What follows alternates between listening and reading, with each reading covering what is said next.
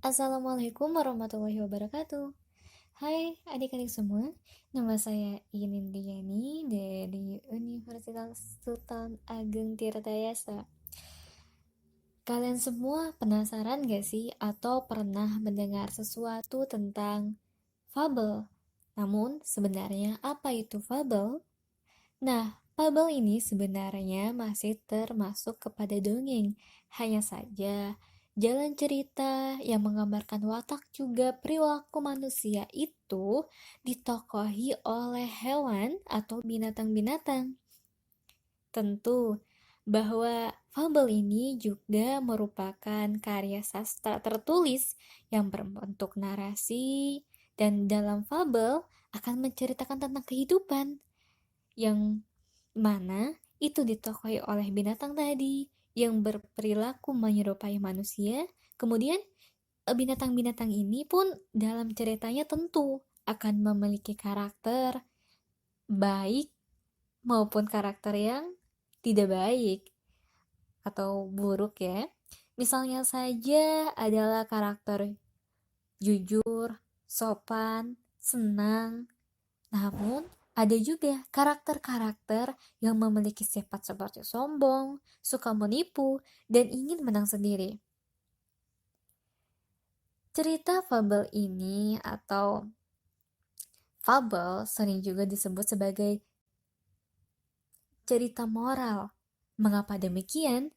Ternyata hal ini disebabkan karena dalam kisahnya, dalam ceritanya, terdapat pesan-pesan yang dalam mengenai perilaku, makna dari kehidupan.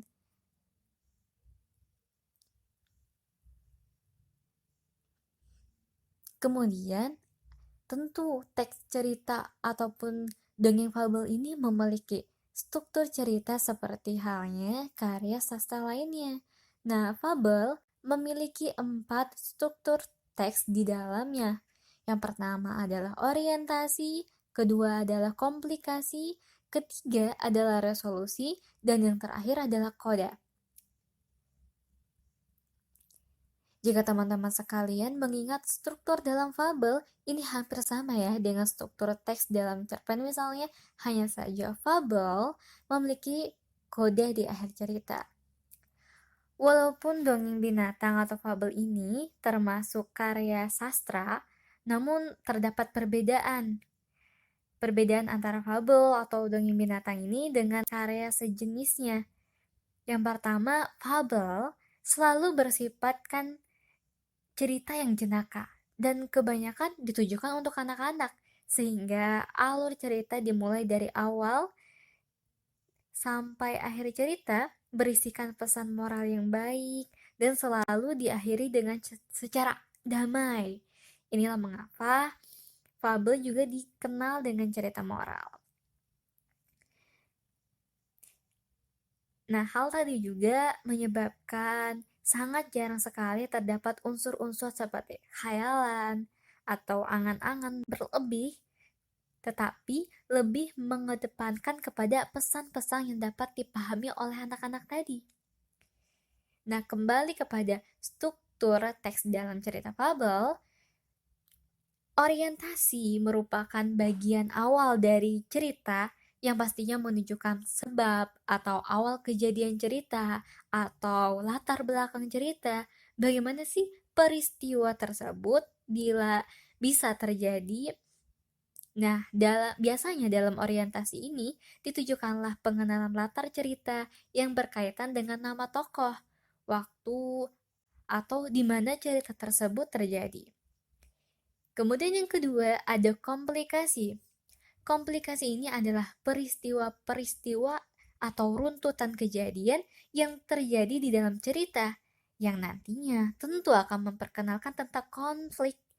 Dalam komplikasi, ini merupakan bagian yang amat penting dalam cerita karena pada tahap inilah akan muncul permasalahan yang akan dialami si tokoh. Yang ketiga adalah resolusi. Ini merupakan tahapan di mana akan muncul solusi atau penyelesaian dari konflik atau permasalahan yang muncul dalam tahap komplikasi tadi, yang tentunya dialami oleh si tokoh dalam cerita fabel tersebut. Dan yang terakhir adalah koda. Koda merupakan bagian akhir cerita yang berisi tentang pesan moral yang dapat diambil atau amanat-amanat dari peristiwa-peristiwa dalam cerita fabel yang diceritakan tentunya. Nah, teks fabel yang mana merupakan teks tertulis ini tentunya menggunakan bahasa sebagai media untuk mengungkapkan apa yang ingin disampaikan, baik untuk makna tersirat maupun pesan-pesan moral yang terdapat dalam cerita. Hal ini menyebabkan bahasa dalam teks cerita fabel ini menjadi unsur yang sangat penting untuk dikuasai. Unsur bahasa dalam fabel sendiri terdiri atas 4 unsur kebahasaan. Nah, dari 4 unsur kebahasaan tadi, yang pertama adalah penggunaan kata kerja yang berupa kata kerja transitif dan intransitif. Masih ingatkah teman-teman, apa sih kata kerja transitif dan intransitif ini? Nah, kata kerja transitif adalah kata kerja yang memerlukan objek dalam kalimatnya. Misalnya, memukul atau mengangkat. Sementara, kata kerja intransitif adalah kata kerja yang di dalamnya tidak memerlukan objek dalam kalimatnya. Misalnya, mandi, minum, dan sebagainya. Teman-teman bisa mencari dan sekaligus mencoba ya untuk mengidentifikasi apa sajakah kata yang termasuk pada transitif dan intransitif. Nah, yang kedua adalah adanya penggunaan kata sandang si dan sang.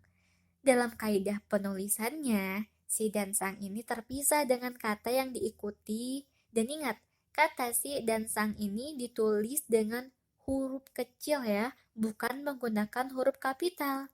Misalnya, si kancil, sang harimau. Kita lanjut kepada yang poin ketiga ya.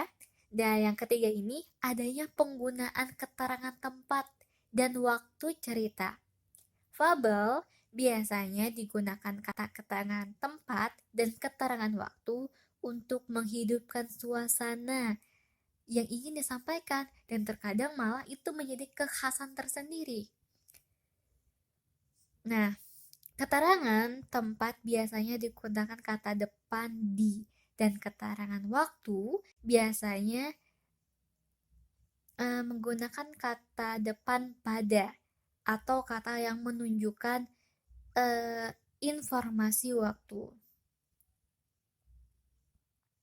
Misalnya, pada zaman dahulu kala, nah itu menggunakan kata yang menginformasikan waktu, bukan?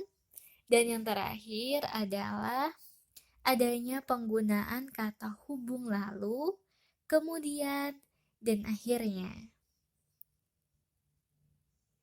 Nah, itulah unsur-unsur kebahasaannya. Dan tentu nilai seperti apa sih yang dapat kita ambil dari dongeng fabel ini?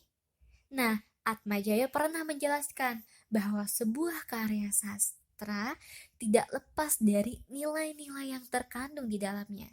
Selain nilai norma yang sudah ditekankan sejak awal, fabel juga tentu memiliki nilai estetis dan nilai budaya. Nah, nilai norma atau moral itu tentu secara umum mencakup pada pesan dan amanat yang disampaikan langsung ataupun tidak langsung oleh pengarang melalui tulisannya, yang tentu dapat diketahui dan dapat diambil dari perilaku si tokoh yang berada dalam cerita tersebut. Kemudian nilai estetis atau keindahan yang melekat pada fabel tersebut, misalnya rima, diksi, atau gaya bahasa. Mengapa pilihan bahasa itu penting? Hal itulah mengapa ada 4 unsur kebahasaan tadi. Dan yang terakhir adalah nilai kebudayaan. Nilai kebudayaan dan sosial tidak terlepas dari karya, serta memang cerita tentang daerah tertentu misalnya, mengambil latar daerah yang aspek budaya tersebut dapat diketahui dari perilaku ataupun latar yang digunakan pada atau diungkapkan pada cerita fabelnya. Nah, itulah hal-hal mengenai fabel atau fakta mengenai fabel yang dapat saya beritahukan kepada teman-teman sekalian atau adik-adik sekalian. Terima kasih untuk waktunya dan assalamualaikum.